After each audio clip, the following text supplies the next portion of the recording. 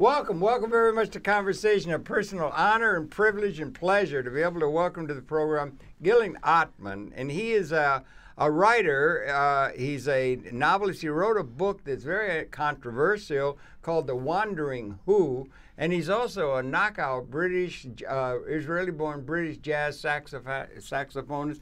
Welcome so much to New York City and to Conversation. I was waiting for many years for the chance to be on this program. It's really good. We've been in touch in past and everything. We had mutual admiration for that gentleman, Israel Shahak, and others, and Norton Misvinsky. You could put a report out for that and everything. And you got an interesting story to tell, particularly with implications about identity politics, what's going on. Yeah. We've just had the re-election of Mr. Netanyahu, some of the implications of that. But I'm wondering, maybe we should kick it off. If we could, because you're a knockout, really good musician. You're an artist, right? Yeah, I'm primarily a jazz artist. I'm a saxophonist. I tour pretty much all over the world. I played with some great musicians. I live in Britain for 20 years. You've exiled yourself to Britain from where you were born, which is Israel, for reasons we're going to talk about. I was born in Israel many years before I realized that it was actually occupied Palestine. Yes. And when I gathered that it was an occupied land, I decided that I didn't want to be the occupier. So anymore. You became a blockhead. That's a well-known group over in Britain. You went to Britain and everything like that. But you're a musician. I told you in my building lives Ornette Coleman. Yeah, it's unbelievable. Now, are there other kinds of? Was Ornette? Are there different? You had Coltrane. You had all these people that are involved with jazz or with music and everything like that.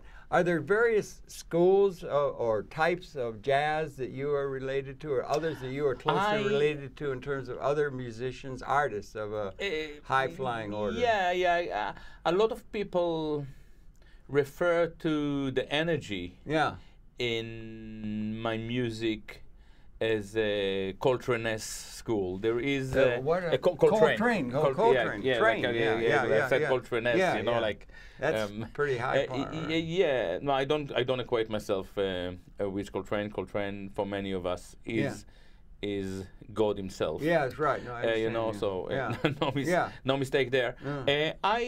My journey started when I heard Charlie Parker. Charlie Parker. And it was a knockout. Yeah. And I learned the language. I'm not a schooled musician.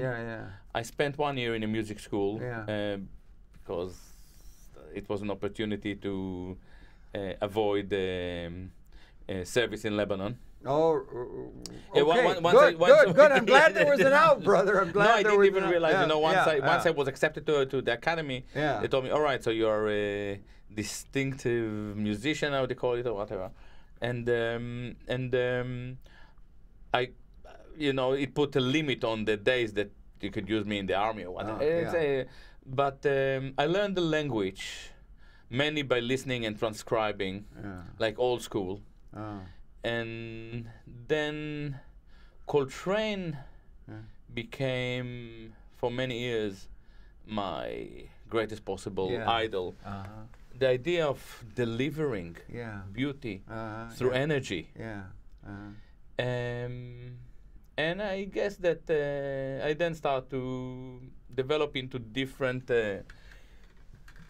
I start to take different routes as an artist. I'm very inspired by Arabic music.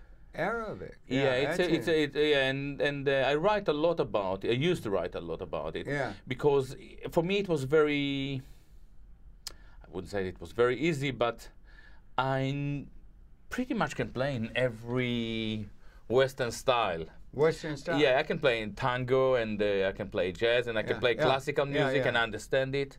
Can you play you play saxophones? I play saxophone, clarinet. I play all. I see you were thinking of maybe taking up the accordion. Yeah, I just took the accordion because of ISIS. I realized that if ISIS come over and they promise to do, I better learn to play some instrument where I don't need the neck.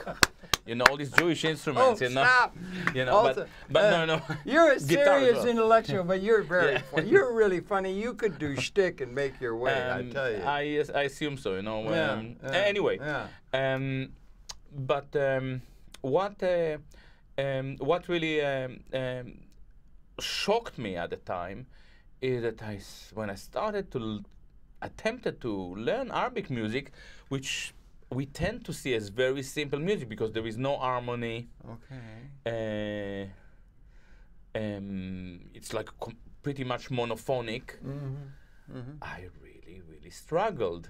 I would listen to recordings, and rather than listening rather than that's sounding like a Bedouin playing a flute in the desert, it sounded like an erotic Jew playing klezmer on the wrong instrument.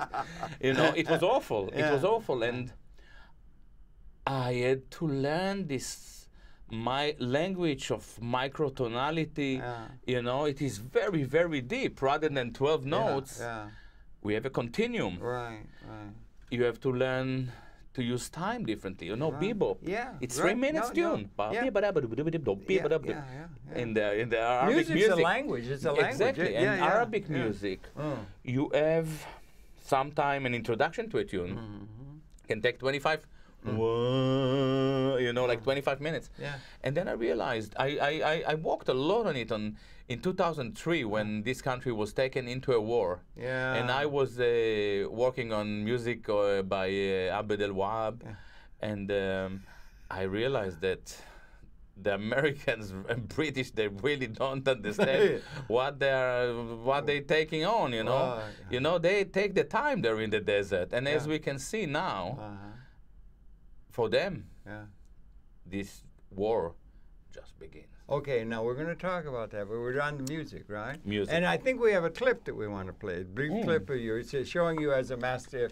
And you did join a group in Britain called the Blockheads, which was known all over the country, I think. Yeah, it's an historic punk group. Yeah, I'm still playing with the Blockheads. I recently recorded with Pink Floyd. Oh, wow. Yeah. The Wall? No. There isn't. Did they do The Wall? No. I think that Who the was Wall the one is. that did The Wall? It was Roger Waters, but they split Pink Floyd many years ago. So I'm not too up to date. It's okay, anyway, but I recorded with quite a few musicians, and it's a lot of fun being a musician. Now, we got a clip, right? A little clip? Can you set it up as they say? We got a clip that we can bring up. Yeah, it's just a concert that I played 3 weeks ago in just recently, right? Yeah, it's in Turkey in a big concert hall in Istanbul. Well, let's just play that and get that, and then we want to get. It's a nice title. It's called Gaza Mon Amour. What is that? Gaza Mon Amour. I'll be darned. Okay, well, listen, can we set that up and play just a few minutes or a little short clip and everything to give you a taste of him as a real creative and a really serious artistic saxophonist and musician. So maybe we could play that tape now if we could. If they could get it up, it would be good. If we could, Freddie, are you able to? There we go.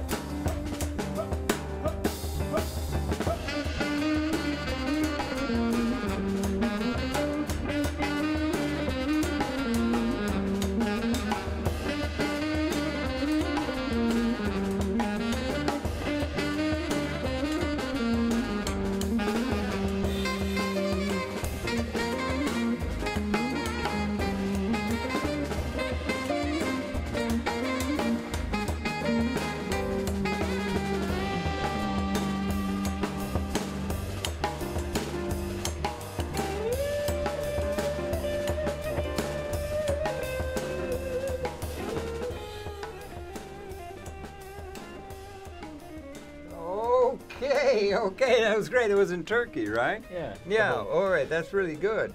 So so you're a serious, and that's the serious part. And you're a serious musician. I congratulate you on that creative work. Thank you so much. It translates around the world. Music is a language that can be understood by everyone without the language. Yeah, music is the bridge. Yeah, I think so. And music is not a message. Music is the message. Now let's get down to you, young man. Okay, you were born and raised in Israel.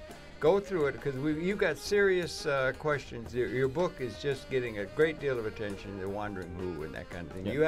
You have a unique take on things that are going on in the Middle East. Yeah. And we want to get to that. But share your own background a little bit if you could. Born and raised in Israel. Yeah, I was born and raised in Israel. I would say right-wing background. Right wing, Likud or there was no Likud then, but yeah, my family comes from that hardcore right-wing paramilitary. Yeah. My grandfather was a chief commander in the Irgun. Irgun, yeah. Other family members in the Stern Gang and so on. And I didn't have any problem with the Zionists. Where had they come from, your parents? My parents were born in Palestine. They're born there? They're born in Palestine. They have a Palestinian birth certificate. My father family go a few generations back. My mother family, they came from East Europe, like many. Yeah, right, exactly, yeah. Ashkenazi. Yeah, my father family as well, but they came to my father family came, they were kind of a pre-Zionist settlers. Yeah, they came. My great grandfather or whatever wanted to be buried in Mount Olive, or which is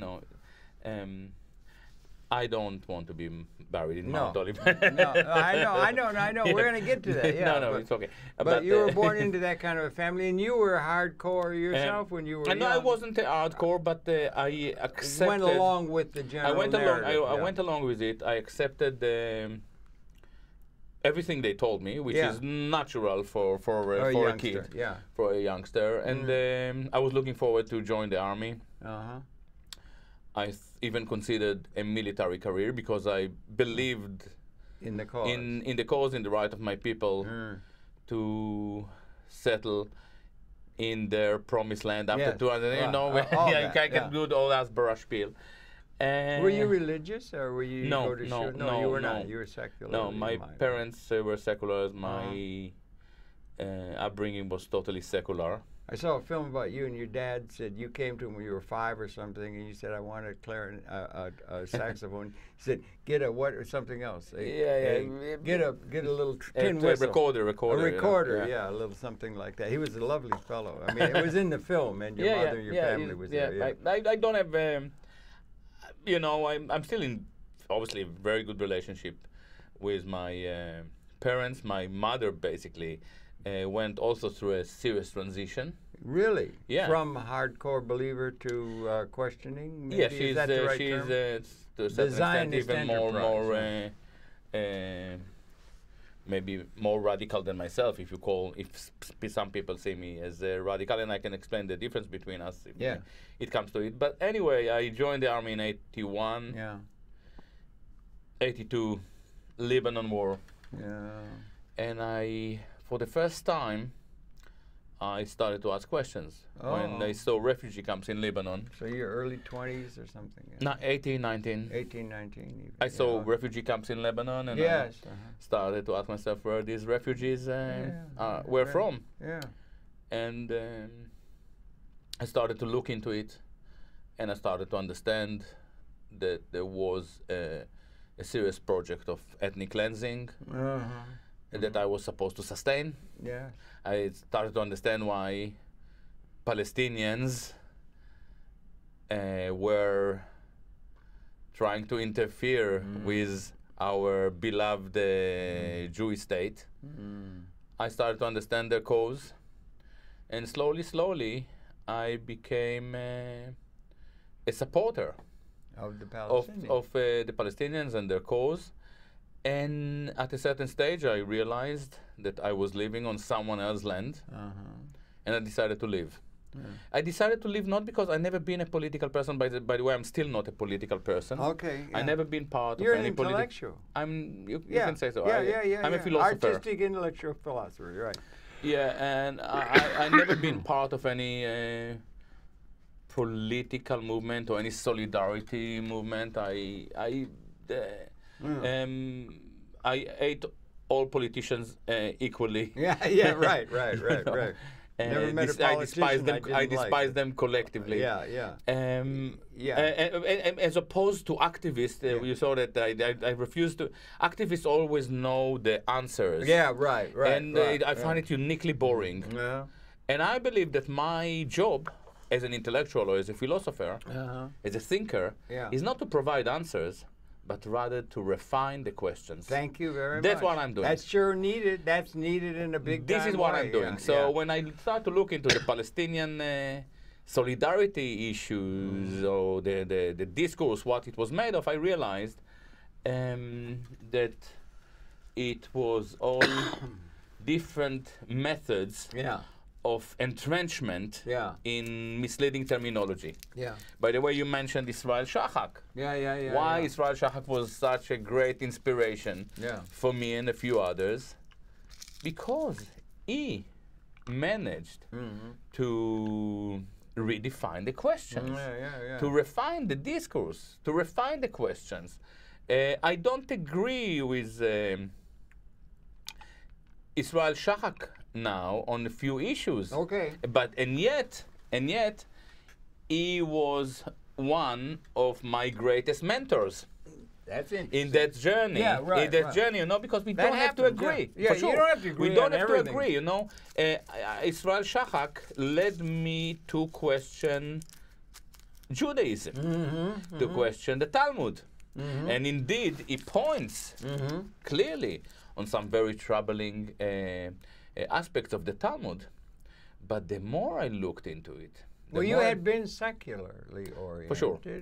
Okay. For sure. The more this is the issue. The more I looked into it, I realized that actually most, or I would say, most crimes that are committed by Jews or in the name of the Jews in the 20th century are committed actually were committed or still committed by left-inclined Jews who are uniquely unfamiliar with the Talmud. Which, and on the other end, when it comes to rabbinical Jews, all along their history, they were actually very timid and never engaged in any collective genocide of other people. They were involved with things about spiritual concern and weren't involved in all that political nonsense. For instance, for instance, if you take like the writing of a unique historian, I think partially Jewish, and a winner of a Jewish book prize, you know, so the Jews, some Jews at least, like him, talking about Yuri Slezkin and his very important book, The Jewish Century. He actually argues there that Jews were Stalin's willing executioners. Wow. You know, and now this is very interesting because these Bolshevik Talmudic Jews who were involved in the Holodomor and the persecutions of millions of Russians were not Talmudic Jews. They were not rabbinical Jews. So if it was the Talmud, it's something that they drew from the spirit of the Talmud, but it wasn't the Talmud itself. All right. You know, and this is why Israel Shachak is so interesting. But another study is needed. And then I started to think, what is it about Jewish godlessness? And I came up with a lot of answers. I realized, I came to the conclusion that this was my first step, that if Israel defines itself as the Jewish state, that's what it's trying to do. This is now, especially now, they just passed the national bill. The first question that we have to ask is, what is Jewishness? Alternatively, what is Jewishness? Who are the Jews? What is Judaism? And how Jewishness, Judaism, and the notion of the Jews are related to the notion of Zionism. Okay, good. As soon as I asked this question, hell broke loose. Because hell broke loose. What, in the world or in your mind? Not in my mind. A lot of people try to stop me. I'll bet. And not just Zionists, Zionists as well as anti-Zionists. Because I immediately found out that there is a continuum, very problematic continuum in Jewish identity politics. I then try to define what does it mean. What does it mean to be a Jew? What does it mean that you identify yourself as a Jew? Some people. Is it? They call themselves, or they've been here. They say, since 4,000 years or something, and they say they are a chosen people. Not the first people who have thought that. This is exactly where I landed. Apart from the rest. This is exactly the thing. A lot of people call themselves Jews because they believe in the Torah. They follow the Torah. Yeah. This is basically an innocent category because, as I explored before, rabbinical Jews were not involved in any crime against Palestinians. Now it's just changing, by the way. But historically, they were not involved. Is there a difference between Torah and Talmud? Jews? I mean, they have a different stamp, is it important? We can. It is an important issue. But let's say that when I say rabbinical Jews are those who follow the Talmud and the Torah. Okay, for the time being. But the Torah and the Talmud are two different. It's very important. It's very important question, and I'm actually making a generalization now, just in order to proceed. Fair enough. So some people call themselves Jews because they follow the Torah. This is not a problem. Some people call themselves Jews because they have Jewish ancestors. Okay. A Jewish mother, Jewish father. This is not a problem. If you have a mother, but a lot of people call themselves Jews because they operate politically and primarily as Jews. Now, these are the Zionists. The Zionists operate primarily as Jews. Who's the guy that got that started up there? He's an atheist? All of them.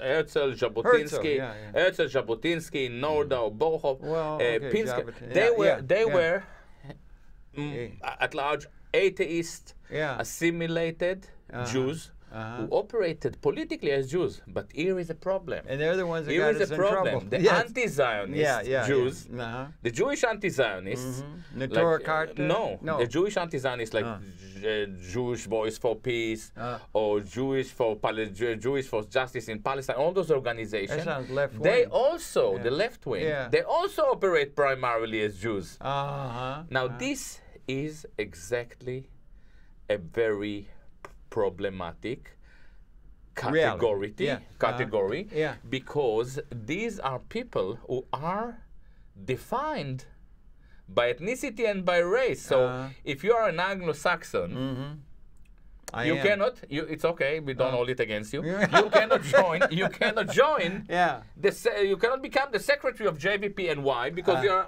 unqualified racially. Right. Now it comes to a complete absurd. Now in Israel, the third biggest party in Zionist racist Israel, the third biggest party just now, from 2 days ago, is an Arab party. It's something.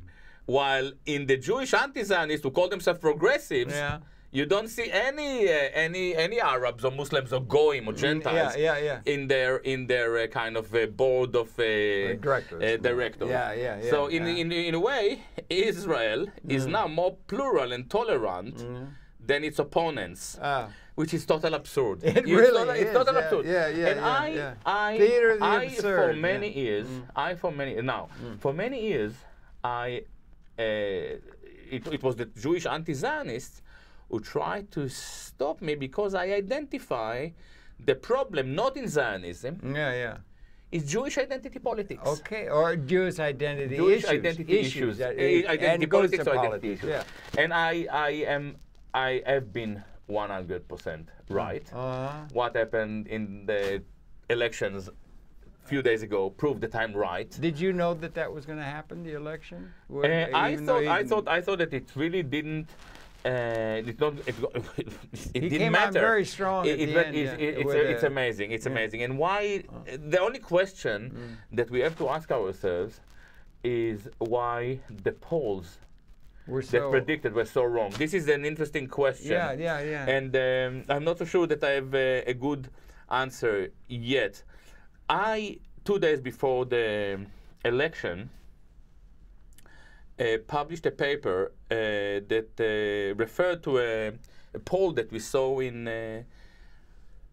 the Jewish Chronicle, apparently the vast majority of British Jews supported Netanyahu in the Likud, like something like 70%, 60-something%. And in America, you know, what do you think in America? It's probably similar. And you have various things that you have AIPAC, very strong. For sure. But this was, you know, what Jewish elite supports is one thing.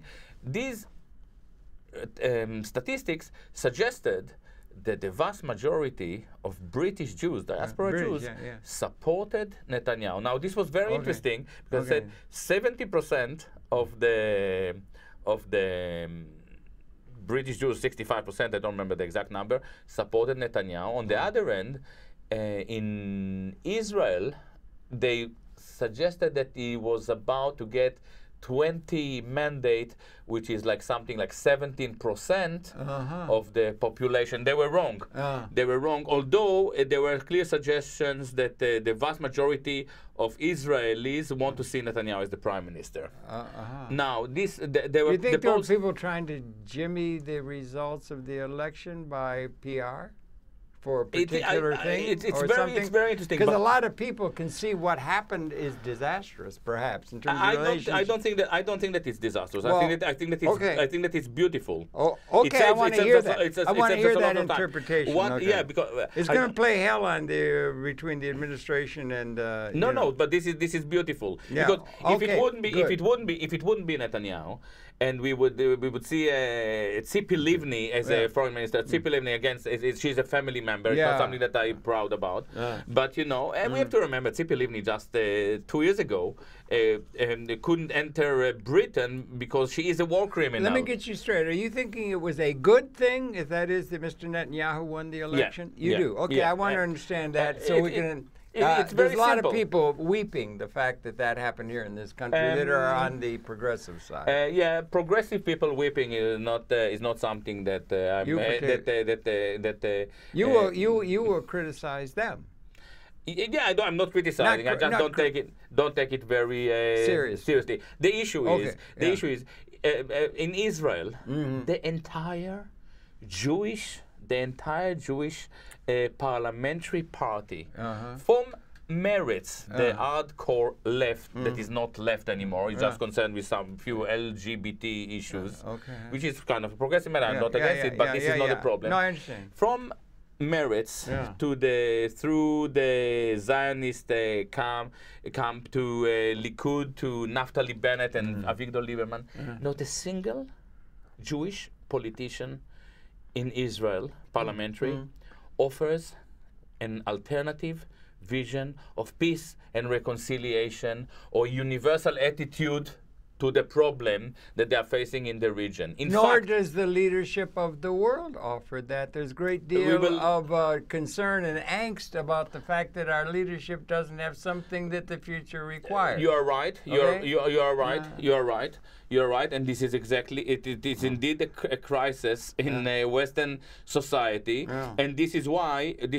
again I see a continuum, and this is I think why we have to deal with issues to do with AIPAC that dominate our foreign affairs. They dominate the country. Yes, in a very real sense, and but we are jumping. And all that money that goes into the military. Okay, go ahead. Money goes into politics and into military. No, for sure. Now, if we would have.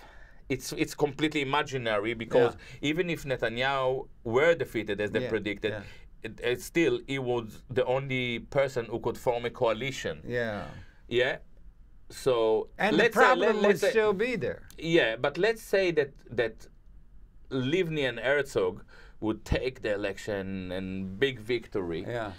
They are actually more dangerous, more hawkish than Netanyahu. They actually blame Netanyahu to be soft in Gaza. But in Gaza, it's a horror. It's a horror. Every spring you get another horror story. They were actually more hawkish, but we would lose 3 years of delusion, you know, for taking the American administration to accept that they are dealing with the same thing. At least now, we know what we are up against. I was delighted to see that until last night, I don't know what happened today, I'm very busy. Obama was very slow congratulating Benjamin Netanyahu. They make it very clear that American administration is not happy, and they shouldn't be happy. No, that will be, and so they should be. Yeah, exactly. Because if anything, it might bring some sort of a thing, a consciousness to the table that addresses that larger issue. Yeah, and that humanity has to come. And by the way, and they don't have it. Yeah, exactly. They don't have an operating manual for spaceship Earth that's needed to get to the future. I agree, and it sets the American people and the American administration in a clear conflict with the Jewish lobby that is so dominant in this country and in the West in general. And it sets it with a clear conflict with the lack of understanding of that issue on a larger scale as well as just the Middle East. Absolutely. Yeah, absolutely. And it's coming to a focus. And how are we going to do it? You got this ISO. We saw ISIL. Yeah, that's ISIS growing. For sure. And this is growing, and as I explained yesterday, you came to the talk. As I explained yesterday, yeah, it was a great talk. Thank you so much. No, it was really good. You're really good. You're really smart. I'm okay. No, I'm telling you, you're really smart. And you could do shtick if you had to, because you've also got to larded with humor. The shtick will be my retirement project. The Gilad Atzmon, get you on the comedy channel. The comedy channel. Talking this deep stuff, but it's really true. No. We're really in a hairy. That's the time, a dangerous time. We are in a very dangerous time. Everything is volatile. But at least the symptoms of this disastrous disease are showing up. Yeah. You know, it's feel horrible when you don't feel right and you don't know what it is, and you go to the doctor and you say we can see a lot of things, but we don't know what it is. But when they find out, at least now, we see the symptoms and we start to identify the disease. The cause. And what is the disease? Now, and I think a lot of the disease, in terms of what could come out of that part of the world, has to do with the Israeli situation and I think the Islamic world. I think that it doesn't take a genius to understand that the existence of a Jewish racist state, in the middle of the Arab world, of the emerging caliphate, is a very dangerous situation. And they're walking with big league boots, doing whatever they want and violating the rights of the people who are there, and just snubbing their nose at it and say, we win, we win, we win. Yeah, and that's something that people would like to think about the Western world and so forth, and it's very dangerous. It's very hubris, right? It's very dangerous. Very dangerous. And if you want to talk about Jewish hubris, I mentioned yesterday, Bernard Lazare, who was a Zionist, wrote a very good book about it. He said, we really walk out bringing disasters on themselves. He believed that Zionism would fix it, and Zionism has become the most dangerous, in that respect, the most dangerous phenomenon of Jewish hubris ever. So you're talking about identity and so forth. And what is there about that? Okay, go ahead. It's not just the Jewish state, because the Jewish state doesn't operate in a vacuum. We have very powerful Jewish lobbies that are operating here, and according to some major intellectuals at the heart of your academic world, dominating American politics. No doubt about it. No doubt about it. And I continue, I continue. And then we have media that is too scared to delve into these matters. You daren't say anything. This is how I define Jewish power. You never can take a position that is anti-Zionist or you lose. Exactly. In the PR and in the elections and so on. In Jewish power, the way I define it, Jewish power, the way I define it, is the unique capacity to stop any discussion on Jewish power. It's verboten. Verboten. Yeah. Like now, you couldn't very well have done that when Nazism was and this is exactly the role. Verboten. This is the role, not of the Zionists, not of AIPAC. The media. This is the role, this is the job, this is the task taken by the Jewish left. The Jewish left is there to stop us from discussing any questioning of Jewish power. Why? Why would the Jewish left? They will be concerned with great issues of philosophical justice and all that, climate change, all these kinds of major issues. Why would they have a position, particularly, of taking that stance in terms of the Middle East? The left. Because on that front, that might involve people like Noam Chomsky. Noam Chomsky is not the solution. He's out of the problem. Well, for me, okay.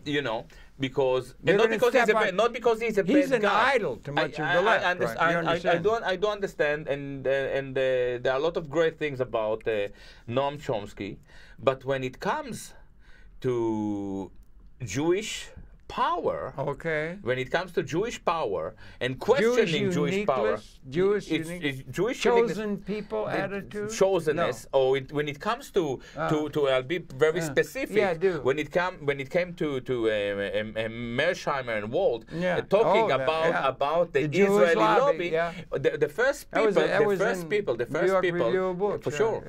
people, the first institution and the first academics that were there to try to stop this any discussion were Democracy Now! Amy Goodman that interviewed at a discussion with Noam Chomsky about his book rather than having an open debate with Mearsheimer and Wald. Well, is that part of a thing where you're going to defend? What about this thing? If I could, you're Jewish. I'm not. I'm not Jewish. By the way. I was born. You were born Jewish. Yeah, but I was born Anglo-Saxon, Protestant. Yeah, it's good. Unitarian, I mean that kind of thing. But you were born. This thing about it's around and about and everything in the thinking not only of the Jewish community writ large. This idea of chosen people. Now it's not unique. I think a lot of people have thought their nation was chosen but it seems to have a special kind of resonancy in terms of Jewish identity down through the ages. You are right. Can you address it? Is it important? It's a very important issue. For rabbinical Jews, for Orthodox Jews, for Talmudic Jews, chosenness is realized as heavy burden. They are ordered by God. They were chosen by God to stand up as an exemplary case of moral and ethical behavior. Now, whether they managed to present us with such a unique quality or not is a big question. But this is the meaning of chosenness. We were chosen by God. Today I had a lunch with dinner. I had lunch with a rabbi, with a great rabbi, very inspirational. I want to meet him. Rabbi, Yaakov Shapira. And I asked when he said, "If you ask me what Jewish power, I tell you it's God." We get our God. God has chosen us to provide this unique quality. Once you become a godless Jew, and there is no God, your chosenness becomes a privilege, a form of self-love that is grounded on your ethnicity. All right, ethnicity. So you are chosen by race. And there is a camaraderie that can come out of that. For sure. A strong a strong self-loving tribalism. And you'll help one another. For sure. That is racially oriented. Now, I'll give you a great example. Zionists come to Palestine and they tell the Palestinians, listen, you have to we've been here before, we don't know what you're doing here. It's like we're coming home. We're coming home. And all the world says, yes, Palestinian, you have to move, they just came back, By the way, I always tell audience, how would it Brits react if they find out a bunch of lunatic Italians coming to Piccadilly Circus and they start to drill and then start to build some strange houses and kind of I said, what are you the traffic and everything you know, in the center of London. I said, sorry, we are Italians, we are the Romans, we've been here before, now we're back. Hadrian's Wall. You know, they would be kicked out. Well, they'd be laughed out of court. But the Jews got away with it in the Zionists. Well, they got away with it, This is privilege. This is chosenness. Why did they manage to come and to be motivated by such a unique, crazy attitude? Because they feel chosen, unique. Now, when you listen to Jewish leftists, they say, we have a special role as Jews to speak for the Palestinians. And we have special things to say. I said, hey, you are also chosen, huh? You are special and special and special. And what about me? My name is Ahmad and I'm from Gaza. Can I also speak for the Palestinians or I have to be a Jew? You know, we have this unique attitude to set ourselves as a Jew. Now, we taught everyone, it's not just Jews, we taught everyone to talk as a Jew, as a Muslim, as a woman, as a lesbian, as a transvestite, as a black, as a. We are living in as a era. Now, as a era. If you want to understand the as a era, it's like Ezra, you know? Right. If you want to understand the Ezra, you look at Israel, because Israel tells the Jews, instead of living in America and talking as a Jew, which means nothing, come to Israel and be a Jew. We will give you a AK-47. We will give you tank. We'll give you a tank. You know, Merkava tank, or we'll teach you how to fly an airplane. And we're winners. And you will be a Jew. And we are winners, and we're strong. And we're winning, and we're strong. Yeah, and we got the military power to back that up. So that's what happens with nations. The Zionist answer to identity politics that was actually set by some progressive Jews, largely related to the Frankfurt School, is rather than talking as a, come and be a Jew. Interestingly enough, ISIS or Daesh is the exact answer. They tell a broader Muslim community rather than Muslim ummah that goes from Indonesia to Mauritania.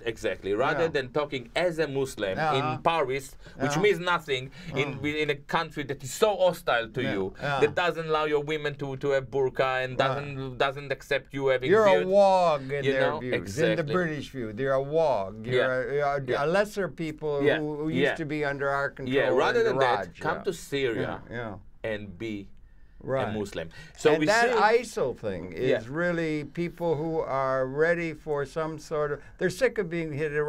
Maybe is it just anti-colonial against Western powers and Western influence coming in with big league I think that it's more than anti-colonial. More than that. It is like the European that joined these movements are doing it because they want to defy the nonsense identity politics. Now, I see identity politics as a complete disaster.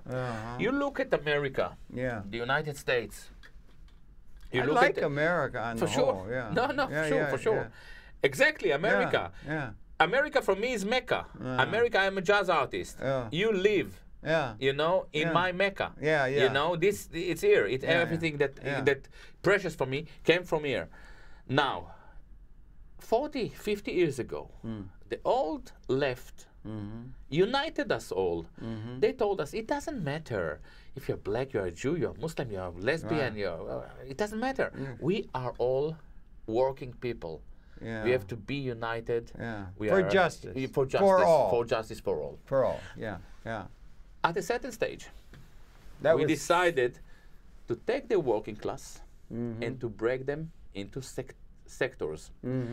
into identities. At the what stage? The working people. Yeah, but when did they? I think that it's a problem. It's something that started in the 30s, 40s, but became a serious movement in the 60s and the 70s. And as I mentioned to you, Archie Bunker. Archie Bunker was the idea. Was a major catalyst. Every week we established another offended sector. This week we are going to annoy the women. Then next week the lesbian. Then the Hispanic. Then I remember it. I remember Norman Lear, I think. Very interesting. Very interesting. We took a society, we sliced it. Instead of working together towards justice, and the most important thing in a society are work, manufacturing, health, and education. Instead of that, we started on anti-Semitism, gay marriage, all these sectarian interests, and the American society was broken. All that time, manufacturing was thrown out of the window. You stop being manufacturing. Issues to do with equality and justice evaporated. It prepared the ground for the invasion of corporate culture. Oh, right, and it's come on in big and this is where we are now. Big boots, And you've also had a cybernetic thing that's come along. But it's not just America, it's all over the West. It's all over the West. I see it now, I visit a lot in Japan, I see it in Japan. And it is very, very devastating, and to a certain extent, what we saw in Scotland last year. Yeah, they almost voted we saw in Scotland. They said, "Don't tell me that to think as a Scot. I want to be a Scot." And suddenly we saw the top of the Scot. That's interesting. So it's not just ISIS and Israel. In Scotland as well, and in France we see the rise of the right. What they call the right. Le Pen, for sure. Le Pen and in England it's the same. We have UKIP. What it is, people say, I want to be English. You just said a minute ago, I love America. I want to be American. You know, it happens to be. I do. Yeah. You know, it's beautiful. But I'm not jingo. I'm not. I'm ready to criticize it and everything like that. And I'm not saying to be American. To be American is to criticize your country when it needs criticism. Somebody said, who was it who said? Einstein, he said, patriotism, how much I hate it. Patriotism is a blind thing, and people saying right or wrong and all that kind of stuff. I think that as opposed to Einstein, think that patriotism, loving your land, loving your soil, maintaining it, ecologically caring for it. Well, that's something that's got to come. Is the real meaning of patriotism. Patriotism becomes a very bad thing when you celebrate your love to your country on the expense of other people. Yeah, well, that's been the history of a lot of the world, hasn't it? Exactly. And, but this is virtually all of the history of the world. They've gone up into tribes and fight one another, and whoever's got the biggest club can win, and all that. Sometime, by the way, American were patriotic until First World War. Without interfering with other people. You know, you lived in kind of in a relative isolation. Interestingly enough, and correct me if I'm wrong, when Bush Jr.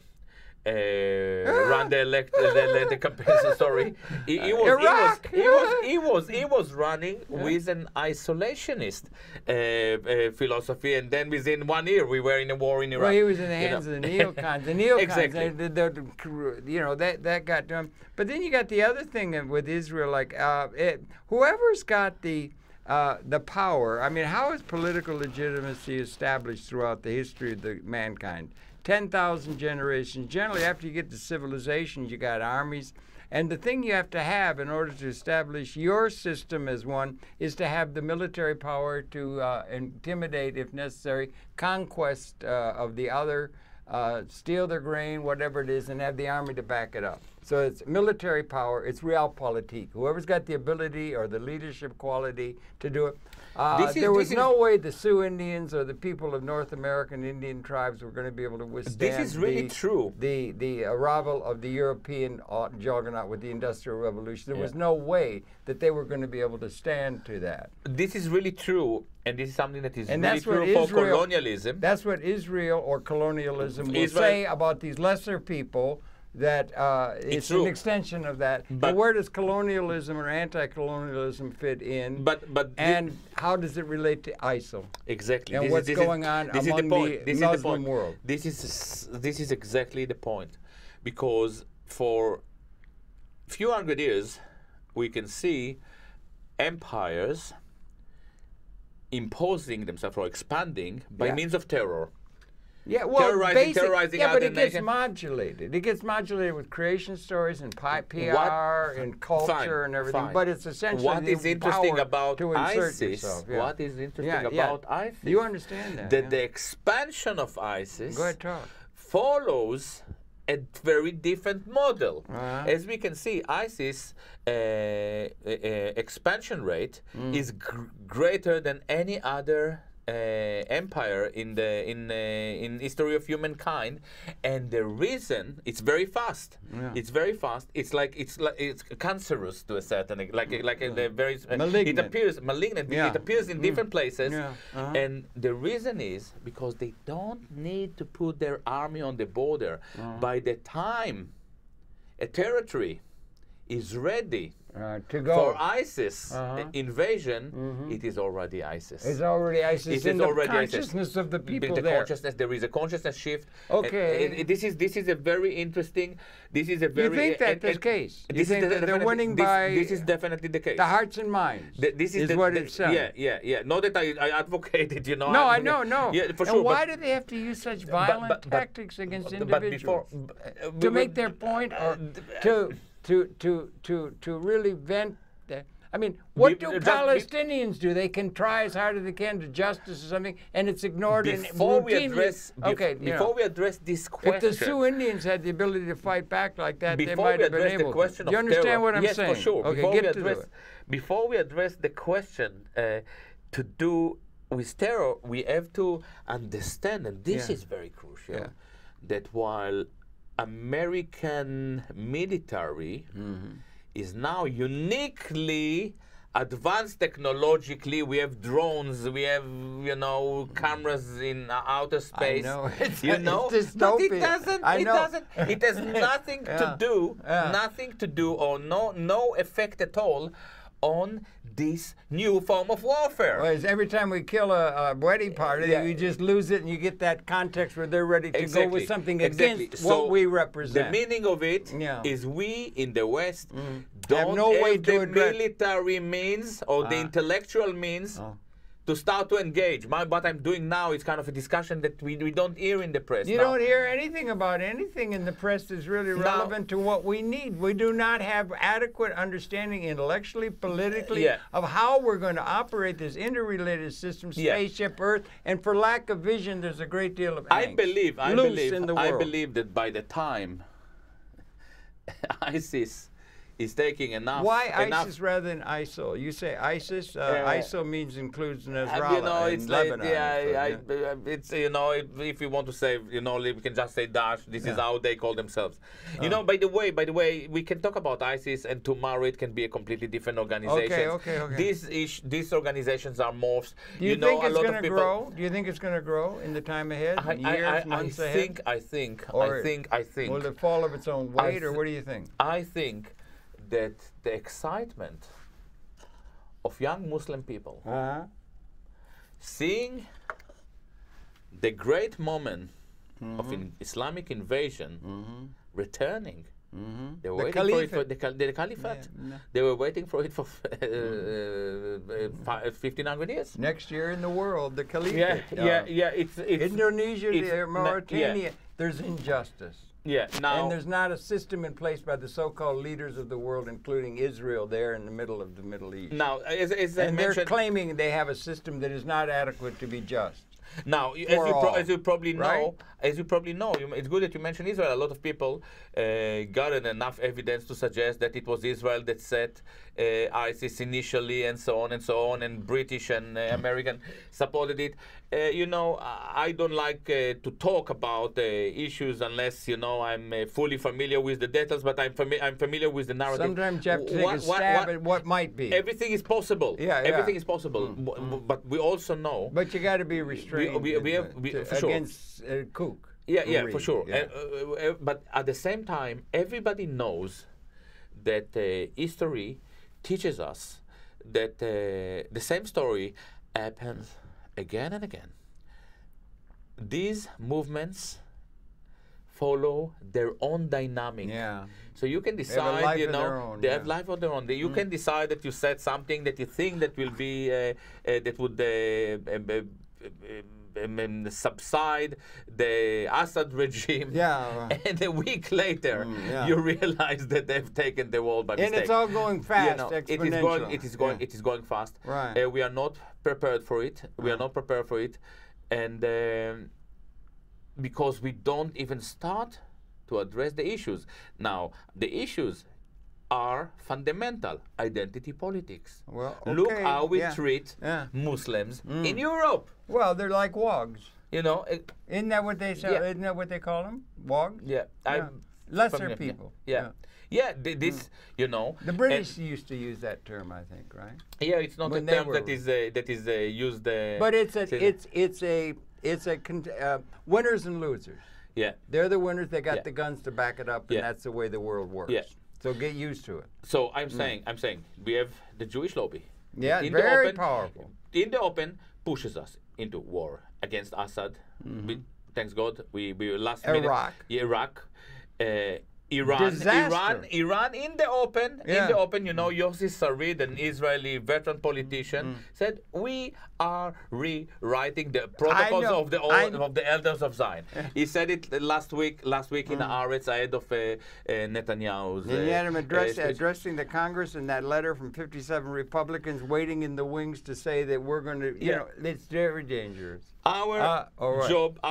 We only got a couple minutes left, so let's wind it up quick. Our job is to start to ask questions.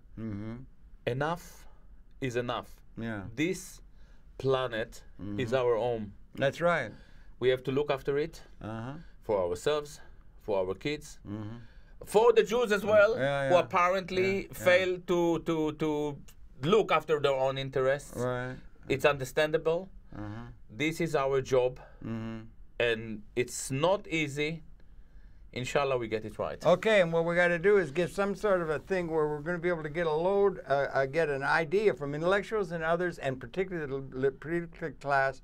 We got weapons that can wipe out the entire Homo sapiens species ready to go. We got an ability to take care of everybody in the ecology, equally existentially significant to a new way. We've got to get that up on the table to our political decision makers to make a major thing to liberate rather than annihilate our species in terms of the situation we're in uniquely in this particular time. Your book is helping to illuminate us ways to that, and I thank you for that very much. Pleasure.